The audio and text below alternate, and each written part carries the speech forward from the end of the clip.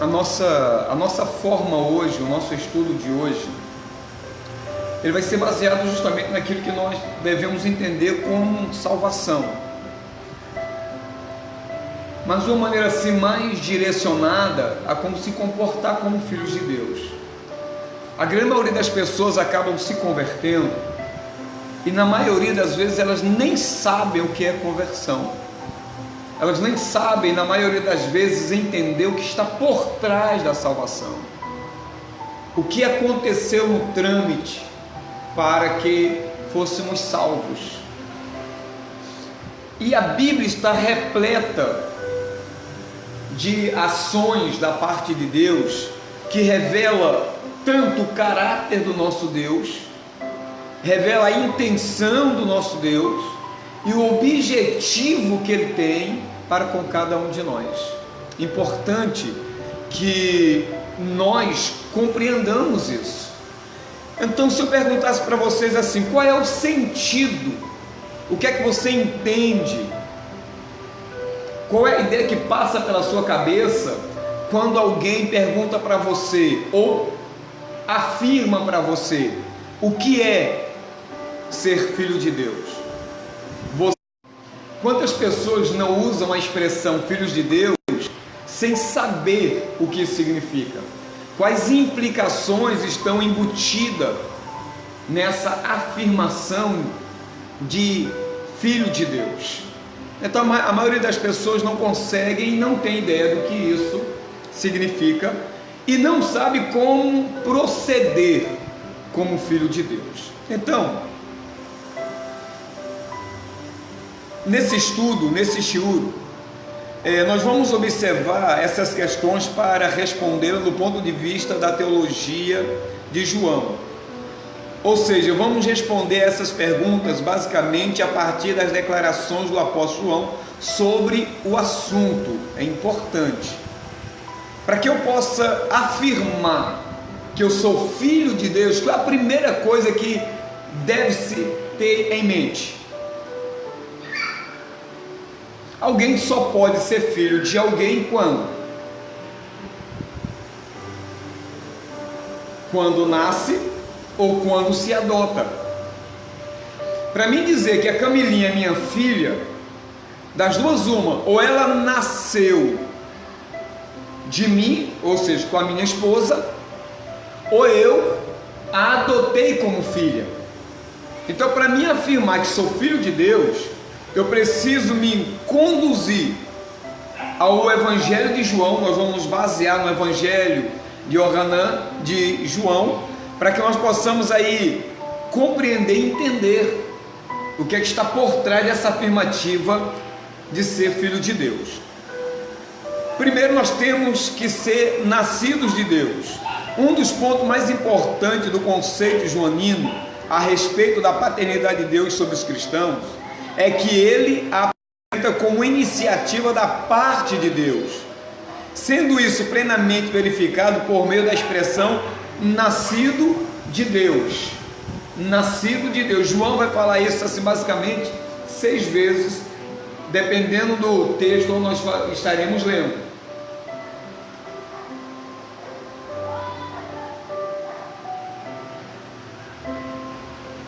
Abra sua Bíblia no Evangelho de João e vamos ter a primeira base bíblica para nós aqui substanciarmos o nosso estudo. Evangelho segundo escreveu Yohanan ou João. E a primeira coisa que nós devemos aqui termos a ideia básica, a ideia principal, é que o nascimento não é uma realização de um ato da vontade daquele que nasce. Não sou eu que vou nascer. Esse nascimento ocorre pela vontade de Deus. É Deus que trabalha em favor do nosso nascimento. É Deus que nos gera novamente. É Deus que nos traz a vida novamente. O capítulo 1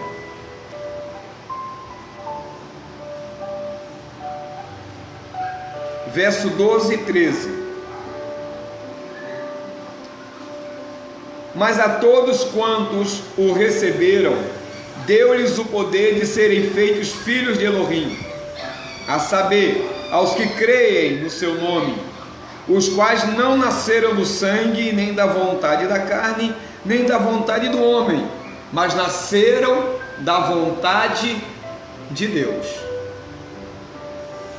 Para mim afirmar, para você afirmar que é filho ou filha de Deus, eu tenho que ter sido gerado por esse Deus. É filho de Deus aquele que Deus gera novamente, que Deus traz a vida novamente. Não é voltar no ventre da sua mãe como alguns acreditam na reencarnação. Não é isso. É ser gerado da água e do Espírito. Quando eu nasci carnalmente, quando você nasceu carnalmente, nós nascemos da vontade do homem e da vontade da mulher. Os nascidos de Deus, eles nascem da vontade do próprio Deus. Então os que nascem da vontade do homem são carnais. Os que nascem da vontade de Deus espirituais. Nós nascemos, vamos colocar assim, de dentro para fora. Nós somos gerados e saímos da barriga das nossas mães, então nós somos gerados carnalmente, por isso que somos filhos do nosso papai e da nossa mamãe. Porém, o nascimento de Deus, o novo nascimento, nada mais, nada menos, é o nascer do Espírito. Segura a onda. Nós somos gerados de novo, não da forma carnal, mas sim da forma espiritual. Está complicado de entender? Há uma transformação interior, há uma metamorfose interior que só Deus pode fazer com que aconteça. Por isso que não é nem da vontade do homem e nem da vontade da carne, mas da vontade de Deus. O nosso autor diz o seguinte: esse sem dúvida é um conceito bem apresentado na teologia de João, os quais não nasceram do sangue, nem da vontade da carne, nem da vontade do homem, mas de Deus. Vamos ver João 3,3.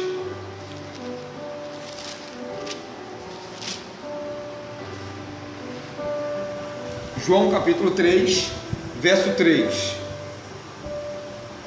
Aquela conversa extraordinária que Jesus terá com Nicodemos. Ele vai revelar alguns segredos aqui importantíssimos para o nosso crescimento espiritual. Verso 3 diz: a isto respondeu Yeshua: em verdade te digo que, se alguém não nascer de novo, não pode ver, não é isso? O reino de Deus. Quem não nascer de novo, Camila, há uma necessidade no homem de nascer de novo. E por que uma necessidade do homem nascer de novo? Porque o primeiro homem, ele é gerado em pecado, ele é gerado em transgressão, ele é gerado carnalmente. Entre aspas, ele é gerado basicamente separado de Deus. Olha que interessante isso. Basicamente ele é gerado afastado de Deus. Por que eu digo isso? Porque dependendo da família, dependendo da onde ele nasce, dependendo da cultura familiar, dependendo da religiosidade familiar,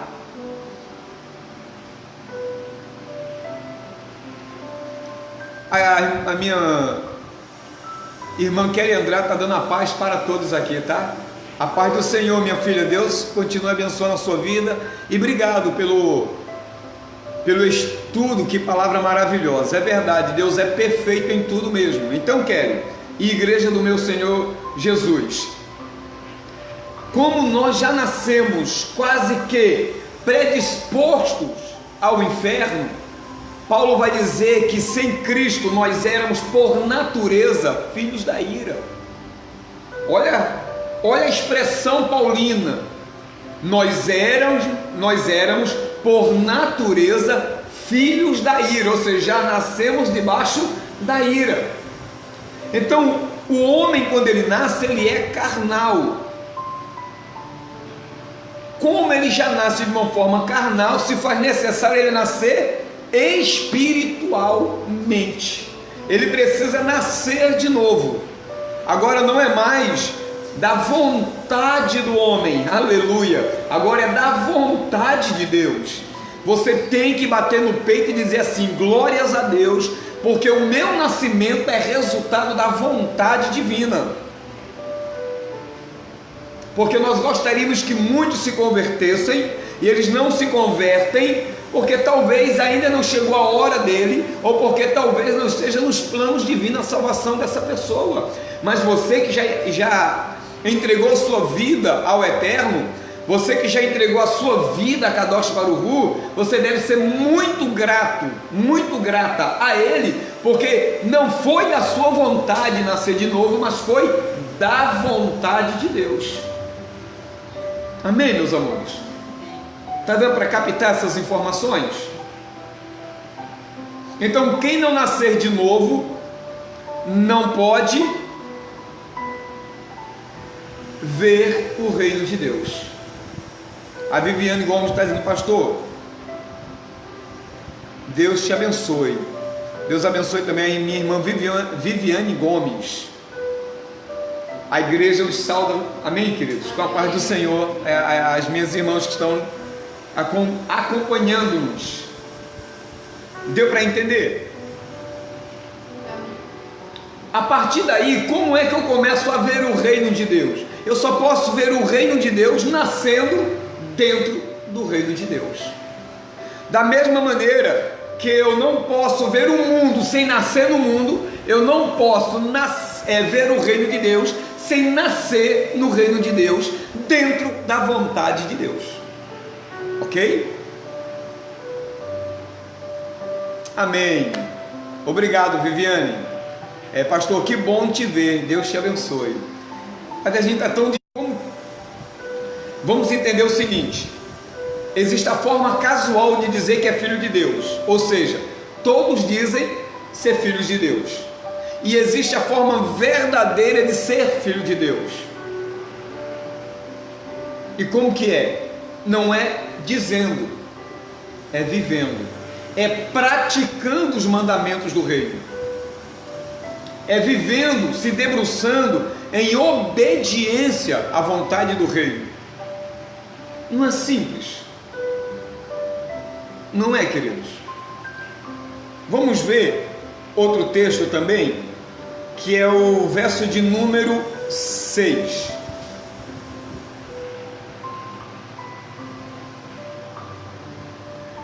Do mesmo texto, ok? O que é nascido da carne é carne, e o que é nascido do Espírito é Espírito. Paulo aqui, então, ele faz a distinção entre aqueles que nascem na carne e aqueles que nascem no Espírito. Mas para nascer no Espírito tem que ser um crente. Perdão, tem que ser uma carne. Eu tenho que primeiro nascer na carne para depois ser gerado no Espírito. Primeiro eu conheço o mundo, entre aspas, conhecer no sentido de nascer nesse mundo, para depois ter a oportunidade de nascer no Espírito. Claro que isso é uma escolha de Deus. É Deus que escolhe a pessoa que irá nascer do Espírito. O verso de número 8. O vento sopra onde quer, ouves a sua voz, mas não sabes de onde vem, nem para onde vai. Assim é todo o que é nascido do Espírito. Então ele faz uma comparação muito interessante.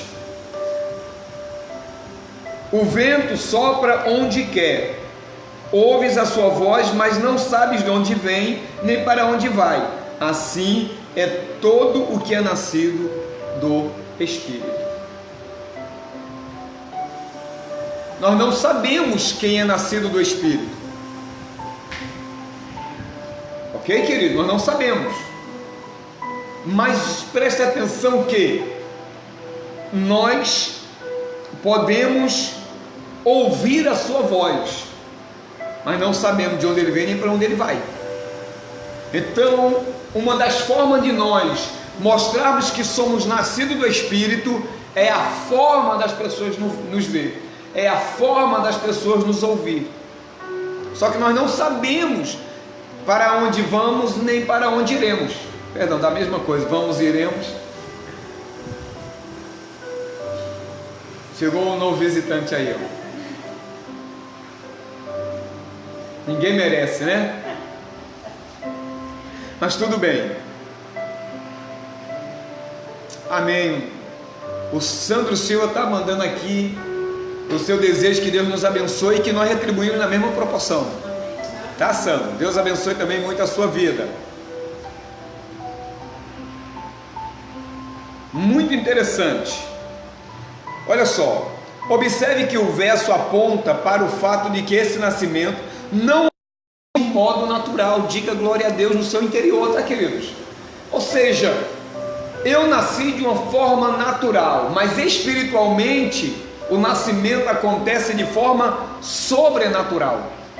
Nós somos criações de Deus, nascidos de forma sobrenatural. Nós somos nascidos, eu vou repetir muito isso, nós somos nascidos da vontade de Deus. Isso não é para todo mundo. Por isso que tem gente que nós evangelizamos, falamos do amor de Deus, trabalhamos na vida deles, e eles não se convertem. Por quê? Porque a conversão, o novo nascimento é resultado do agir de Deus. Entre trancos e barrancos nós estamos aqui, glórias a Deus. Com muita dificuldade nós perseveramos, é Deus nos sustentando. Nós temos a nossa responsabilidade, mas em tudo nós devemos ver a boa mão de Deus agindo e trabalhando em nosso favor. Ok? Nem pela vontade da carne ou do homem, mas ocorre pela vontade de Deus. O que vemos claramente é que esse nascimento veio de Deus e que somos nascidos dele, o que sugere que a sua vontade está ativa muito antes que eu mesmo pudesse crer. Olha que tremendo, olha que maravilhoso. O nascimento nosso ocorreu antes de crermos nele. Por quê? Porque ele já pensava em nós, ele já trabalhava em nosso favor. Quando nós nascemos naturalmente dos nossos pais, Deus já tinha previsto que nós seríamos filhos dele. Olha que mérito que Cristo conquistou na cruz do Calvário por nós, que nós somos salvos nele, por intermédio dele.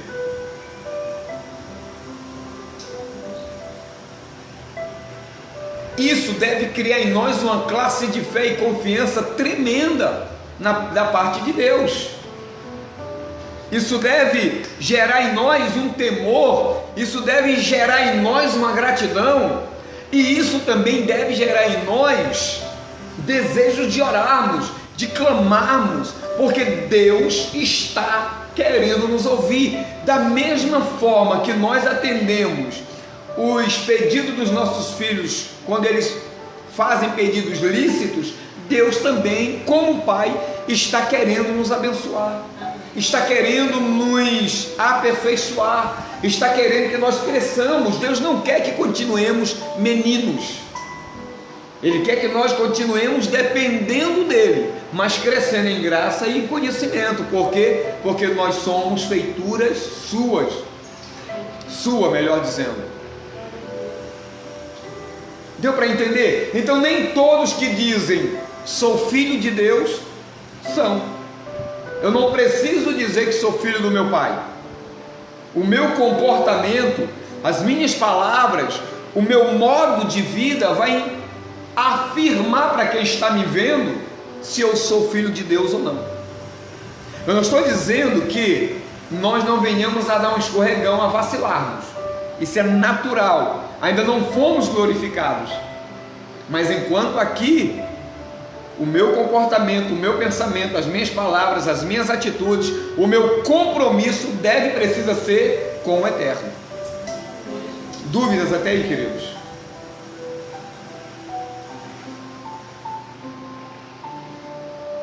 E só pode desfrutar dessa filiação a partir do momento em que minha vontade torna-se compatível com a vontade de Deus. Capítulo 6 de João.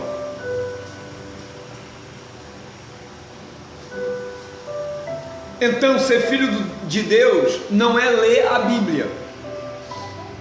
Precisa-se ler a Bíblia, mas não é só ler a Bíblia. Ser filho de Deus não é ir só à igreja. Ser filho de Deus é se sujeitar à vontade de Deus. Tá bom, meus amores? A minha vontade torna-se compatível à vontade de Deus, a ponto das minhas atitudes, do meu comportamento, das minhas palavras serem compatíveis ao comportamento de Deus, às palavras de Deus, à visão de Deus, ao modo de vida que Deus quer para mim, que é ser semelhante a dele. Lá em Pedro, se eu não me engano, no capítulo 1, verso 15 em diante, mas está por ali, diz assim: sede santos, como vosso Pai também é santo, como vosso Deus é santo. No Velho Testamento vai dizer: sede santos, porque eu, Senhor, teu Deus, sou santo. É uma vida separada, já que a palavra kadosh é uma vida separada do natural. Por isso que o nosso nascimento a partir de Deus é sobrenatural. É uma vida para viver separada do mundo, dos prazeres do mundo, das concepções mundanas. Está dando para entender? Capítulo 6, verso 40 de João diz assim: de fato, a vontade de meu Pai é que todo homem que vir o Filho e nele crer tenha a vida eterna, e eu o ressuscitarei no último dia. Vou ler de novo. De fato, a vontade de meu Pai é que todo homem que vir o Filho e nele crer tenha a vida eterna, e eu o ressuscitarei no último dia. Percebe que o homem se torna eterno quando ele nasce de novo pela vontade de Deus. O homem que não nasce de novo pela vontade de Deus, ele não terá a vida eterna. Jesus está dizendo aqui que aqueles que o viram, aqueles que vêm a Ele, aqueles que entregam sua vida a Deus por intermédio dele, pela fé, eles recebem a vida e o direito de serem ressuscitados no último dia. Então só recebe o direito de ressurreição para a vida eterna aqueles que nasceram de novo, aqueles que nasceram da água e do Espírito, aqueles que foram gerados primeiro na mente de Deus e depois foram nascidos do Espírito, nascidos no sobrenatural.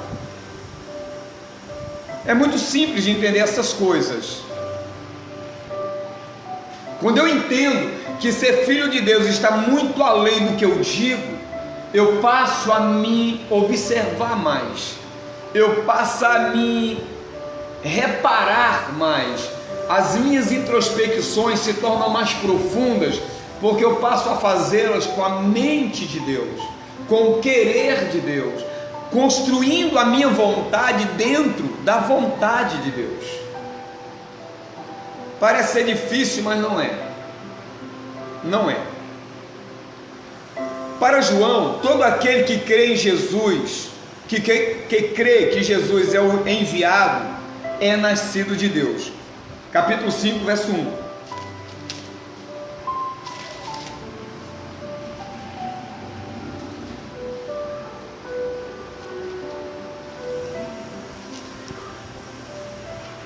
Percebe que a nossa salvação,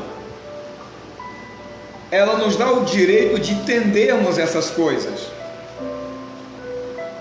tá? 1 João capítulo 5, verso 1. Não é evangelho não, tá, queridos? É carta. Primeira carta de João, isso aí.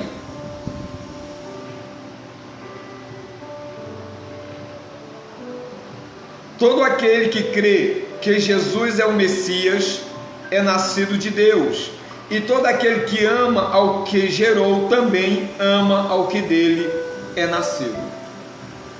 Nós temos aqui, deixa eu ler aqui o que o autor disse, o que sugere que o ato de crer é um resultado da ação de Deus na vida do indivíduo que deposita sua fé em Jesus, visto que o verbo genau é expresso na voz passiva, ou seja, aquele que crê sofre a ação de ser nascido da parte de Deus, quando passa a crer em Jesus como o Messias. Olha que interessante. Isso aqui é muito interessante e muito importante para o nosso crescimento. Olha que lindo. Todo aquele que crê que Jesus é o enviado, é o Messias, é o repleto do Espírito, é nascido de Deus. Ele está dizendo que a única forma de crermos em Deus, de crermos em Cristo, de crermos na sua proposta e de tudo aquilo que Ele fez, já é resultado do nascer de novo. O que o autor está dizendo, o que João está dizendo é o seguinte: eu só creio em Cristo porque eu fui regenerado primeiro. Eu nasci primeiro para depois crer. Paulo diz que nós estávamos mortos em pecados e delitos. Nós estávamos o quê? Mortos. Para mim crer em Cristo, eu não poderia crer nele morto. Ele primeiro me ressuscita, Ele primeiro me regenera, Ele primeiro me faz nascer de novo para crer nele. Por isso que o texto diz, todo aquele, o sujeito aqui é indefinido, ele não diz quem é aquele, mas qualquer um que crê que Jesus é o Messias, é nascido de Deus. Querido, a fé é resultado do nascer de novo. Cara, que tremendo isso. Rapidinho, coloca o seu dedo aí, quem pode, e quem está com o seu celular aberto no aplicativo Bíblia Online, olha o que Efésios, no capítulo 2, vai continuar nos instruindo nessa sexta-feira maravilhosa, nessa sexta-feira gigantesca, onde nós estamos descobrindo o que é ser filho de Deus e como acontece do ser filho de Deus. Efésios capítulo 2, verso 1 diz: Ele vos deu vida estando vós... Ele vos deu vida estando vós mortos. Claro, só pode receber vida quem um dia esteve morto. Por isso que é da vontade de Deus ressuscitar o homem. O maravilhoso disso é que não é o morto que diz assim, não é o morto que grita, Pai, me ressuscita. Não, é Deus que decide quem vai ressuscitar quem. Então você é um privilegiado. Quem está nos assistindo é um privilegiado. Quem está nos ouvindo é um privilegiado. Por quê? Porque Deus está gerando vida. A fé vem pelo e ouvir a palavra de Deus. Está no capítulo 10 de Romanos, verso 17. Deus vos deu vida, estando vós mortos em delitos e pecados, Aí ele vai dizer o seguinte no verso 2: nos quais quem? Nos pecados e nos delitos. Olha que tremendo. A Socorro Almeida está dando glória a Deus, e Deus receba a glória, irmã Socorro, advinda da sua parte, porque são coisas extraordinárias e que nós precisamos ter um conhecimento, no mínimo, no mais básico possível, do que é ser filho de Deus, como se comportar como filho de Deus. E isso só é possível quando nós entendemos o que os textos bíblicos estão querendo nos ensinar. Então, glórias a Deus de fato e verdade. Então ele vai dizer: nós andávamos outrora segundo o curso deste mundo, segundo o príncipe da potestade do ar, do espírito que agora atua nos filhos da desobediência. Então nós tínhamos como pai, ou como tutor, ou como parceiros de caminhada, os espíritos que opera no filho da desobediência, nos filhos da desobediência. Lá em João vai dizer que alguns que estavam ali questionando Jesus tinha por pai o próprio diabo. Olha que coisa forte. Mas se você disser para alguém lá fora que não crê em Jesus, que não anda segundo a palavra de Deus, e dizer que ele é filho do diabo, ele vai se sentir ofendido. Ele não aceita isso. Mas nós estamos aqui vendo que para sermos filhos de Deus é de suma importância nós andarmos segundo a vontade de Deus. E tem aqueles que se afastam de Deus, tem aqueles que se desviam de Deus, e esses andam segundo o príncipe da potestade do ar, do espírito que agora, neste momento, nesse instante, opera nos filhos da desobediência. Então não basta dizer que é filho de Deus, temos que viver como filhos de Deus. Alguma dúvida? Verso 3 de Efésios capítulo 2: entre os quais também todos nós, olha que maravilha, obrigado Camila, olha que maravilha, entre os quais, entre quem? Os filhos da desobediência, todos nós quem?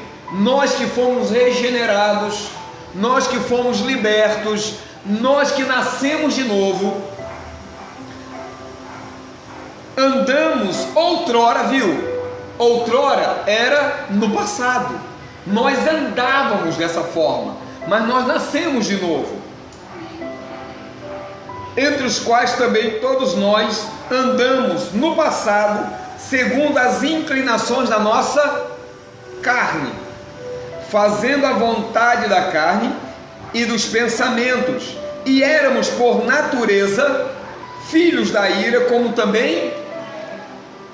Entendeu que aqui Paulo fez uma distinção, uma separação? Nós andávamos assim, não andamos mais. Nós fazíamos os desejos da carne, não fazemos mais. E éramos, por natureza, filhos da ira. O que era que merecíamos? Maldição sobre maldição. O que merecíamos? O inferno. O que merecíamos? A desgraça eterna. Mas aprove a Deus, antes do tempos, lá na eternidade, pensar em mim e em você, e nos salvar, e nos regenerar, e nos trazer vida novamente. Que coisa extraordinária! Eu não posso me afastar desse Deus, eu não posso me esquivar de servir a esse Deus. Verso 4: Porém Deus, sendo rico em misericórdia, por causa do grande amor com que nos amou. Aqui está o porquê fomos salvos. Pastor, e o que motivou a Kadosh Baruch Hu, o Eterno, nos salvar? O seu grande, o seu rico, o seu insondável, o seu incalculável amor por nós.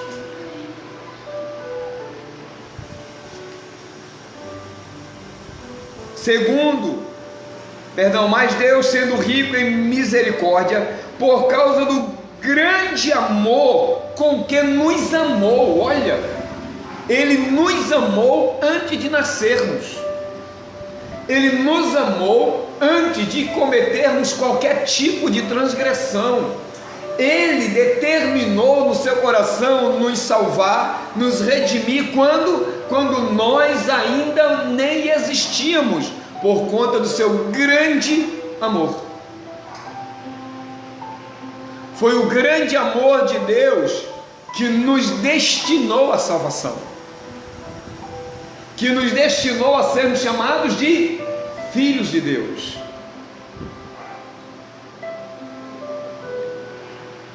Não saia daí, eu só vou ler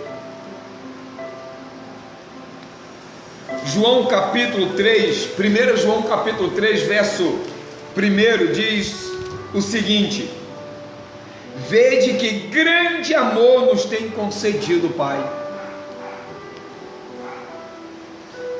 Espera aí, o que é que João aqui está querendo nos revelar? Ele está nos chamando a atenção para que nós possamos ver, vislumbrar, compreender que grande amor nos tem concedido o Pai. E como nós sabemos disso? Esse amor é revelado a ponto de sermos chamados glórias a Deus, de sermos chamados filhos de Deus.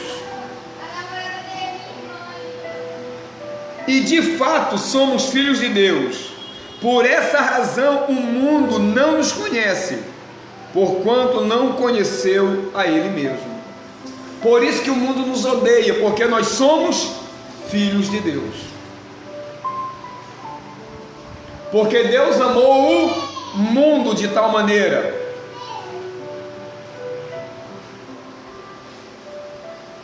mas o mundo não conheceu. E pelo mundo não conhecer, como está no Evangelho de João, capítulo 1, se eu não me engano, no verso do 10 ao 11, o mundo não quis conhecer, o mundo não quer conhecer a Deus. E o que é que Deus faz? Já que o mundo não quis o conhecer, já que o mundo não abraçou o amor de Deus, já que o mundo não quis nada com Deus, foi o que Deus fez? Ele escolheu nos dar vida quando nós estávamos mortos. Que coisa tremenda! Ele decidiu nos gerar novamente quando o mundo não quis nada com Ele. É uma coisa assim extraordinária. Está dando para entender? Verso 5 de Efésios, capítulo 2: e estando nós mortos em nossos delitos, nos deu vida juntamente com Cristo. Pela graça sois salvos. Pela graça sois salvos. Pelo seu muito amor somos salvos. Pelo seu grande amor fomos salvos. Pelo seu riquíssimo amor fomos salvos. E como nós sabemos que estamos salvos? Por que, Camilinha? Como é que nós sabemos que estamos salvos?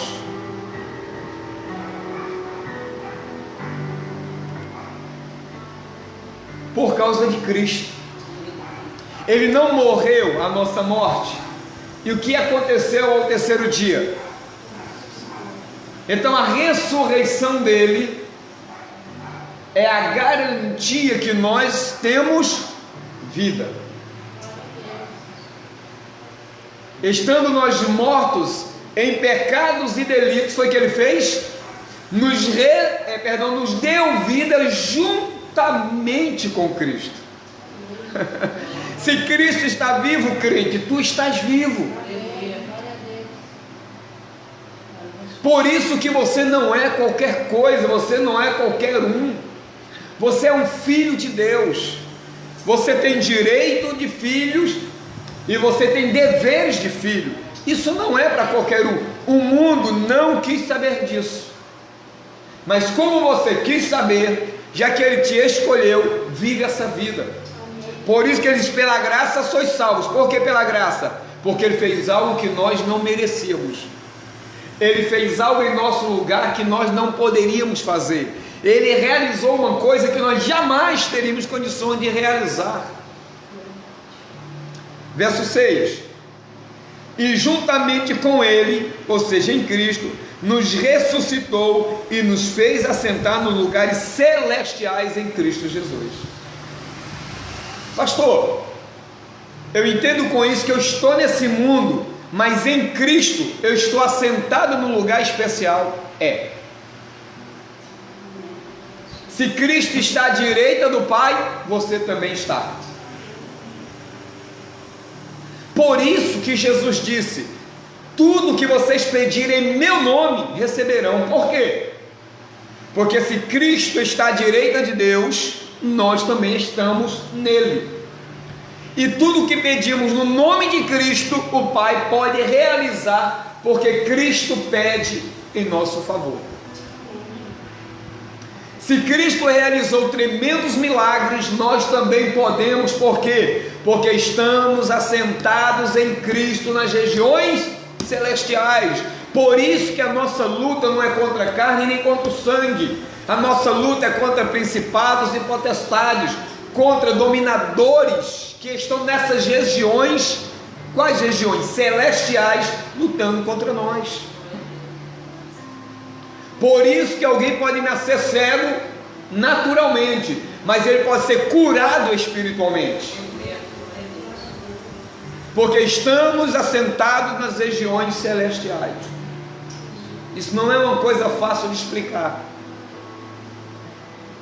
porque ainda estamos vivendo muito carnalmente, porque esquecemos que somos pessoas espirituais. Alguma pergunta? Verso 7: para mostrar nos séculos vindouros a suprema riqueza da sua graça em bondade para conosco em Cristo Jesus. Quando nós nascemos de novo, o mundo olha para mim e para você, sabe o que é que ela diz? Bondade de Deus. Quando o mundo olha para mim e para você e vê que nós suportamos todas as coisas, ela não entende que nós suportamos tudo isso em Cristo Jesus, que nós somos capazes de vencer tudo e todos em Cristo Jesus, que nós podemos trazer os céus à terra em Cristo Jesus, que nós podemos o impossível em Cristo Jesus, para mostrar nos séculos vindouros a suprema bondade, a maravilhosa bondade, que é a mesma palavra para graça, é a mesma palavra para benignidade, é a mesma palavra para amor leal, amor que cumpre. Ou seja, se Deus foi capaz de entregar Jesus em nosso lugar, o que é uma cura? O que é um milagre? O que é uma restauração? Não é nada, mas muitas das vezes nós vivemos mais carnalmente do que espiritualmente, e quando nós invertemos essas polaridades, quando nós invertemos esses princípios, quando nós invertemos esses valores, vivemos na carne e deixamos de desfrutar o espiritual. Como Jesus vivia na carne, mas na dimensão do sobrenatural, ele vivia, melhor dizendo, explicando melhor, ele vivia no mundo, ele estava no mundo, mas a sua alma, o seu modo de vida, o seu estilo de vida era nas dimensões celestiais. Então, como ele vivia nas dimensões celestiais, o impossível tornava-se possível, porque nos céus não existe impossível. O impossível é para mim, é para você quando vivemos carnalmente, mas quando nós vivemos espiritualmente, o aleijado volta a andar, o mudo volta a falar, o morto ressuscita, e nós vivemos não em milagres, porque nós somos o milagre. Deus opera em nós e por meio de nós. Por quê? Para mostrar nos séculos vindouros a suprema riqueza da sua graça em bondade para conosco em Cristo Jesus. Tudo está em Cristo. Irmã Socorro, tudo está em Cristo. Aí o verso 8 vai dizer o seguinte: porque pela graça, a única maneira pela qual nós somos salvos é pela graça. Quando eu digo, Camila, eu quero Jesus como meu Salvador, como meu Senhor, é graça, é Deus despertando isso na gente, é Deus jogando para fora essa necessidade do homem de reconhecê-lo como Salvador, de reconhecê-lo como Senhor. É Deus operando primeiro no interior do homem para ele expressar essa necessidade. Ele está dizendo: pela graça sois salvos. E isto não vem de vós. Perdão, já pulei aqui. Pela graça sois salvos, vírgula, mediante a fé. Isto não vem de vós. É um presente de Deus. É algo que você recebe sem merecer. É algo que você recebe por bondade, por suprema graça, por riquíssima bondade de Deus, pelo grande amor de Deus. Pela graça sois salvos, por intermédio da fé. Tanto a salvação como a graça você só recebe de Deus. É o agir de Deus no homem, é o agir de Deus no nosso coração, e Deus quer que nós venhamos a viver nessa dimensão.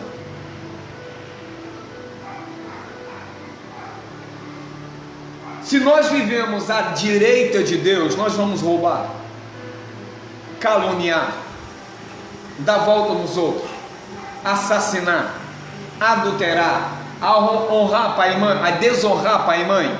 Não, por quê? Porque nós estamos à direita de Deus. E se nós estamos à direita de Deus, vem dele para mim e não de mim para ele. Compreendeu? Se eu estou à direita dele, foi ele que me colocou. Então dele emana para mim e de mim para o meu próximo, de mim para a igreja, de mim para o meu próximo. Mas antes de mim para você, vem de Deus para mim. E ele diz no verso 9: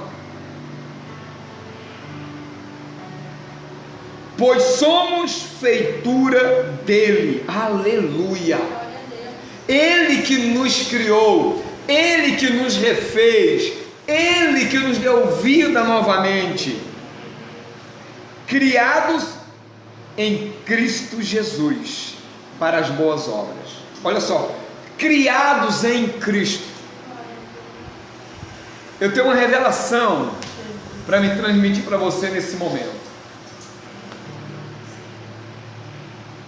Quando Cristo veio,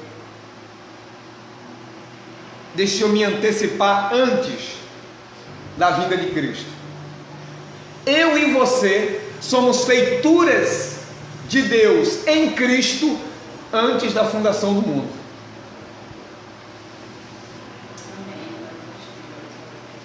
Quando Deus olhava para Cristo, Ele nos via. Antes de nascermos, antes dos tempos eternos, antes do mundo ser mundo, em Cristo nós já existíamos. Aí Cristo veio. Então aqueles que vieram antes de Cristo, era a feitura dele. Agora nós, em Cristo, ou seja, tudo aquilo que Cristo realizou, fomos nós que realizamos.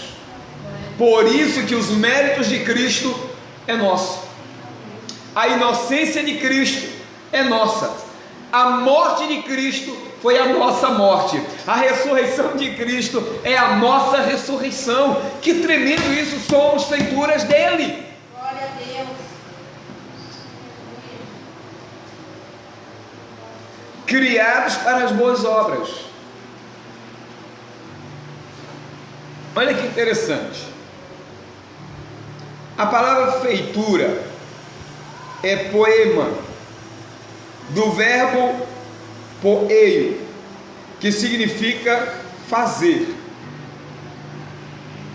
A palavra significa o que é fabricado. Que lindo isso! Um produto, um projeto realizado por um artesão. Poema enfatiza Deus como projetista mestre, o universo como sua criação, como está em Romanos 1:20, e o crente redimido como vaso, redimido como sua nova criação. Antes da conversão, nossa vida não tinha rima ou razão. A conversão nos trouxe harmonia, simetria e ordem. Somos poema, somos feituras de Deus, somos uma obra de arte do próprio Deus. Glória a Deus, aleluia. Como é que eu não quero servir a esse Deus? Como não me batizar para esse Deus? Como desprezar um momento e estudo como esse? Nunca esqueça disso. Você e eu somos feituras de Deus. Nós somos um poema, nós somos um vaso. Deus é o nosso projetista. E qual é o padrão para mim e para você? Jesus. Glória a Deus. Termino dizendo o seguinte: quando um vaso está sendo feito, ele precisa de um referencial.